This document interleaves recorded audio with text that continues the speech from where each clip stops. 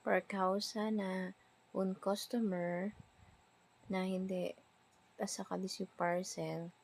So, yun dali yung action kunele.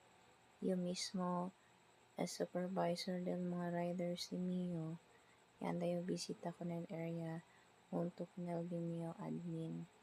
So, taki kami araw na Tolosa, Barangay Tolosa, Zamboanga City, para bisita ko nel receiver, nel customer na hindi tasak nel parcel isuyo.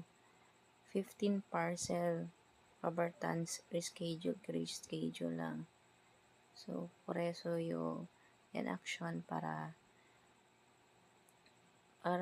también na kumpanya na onde yo tatrabaha. So, paborya lang na kien man ta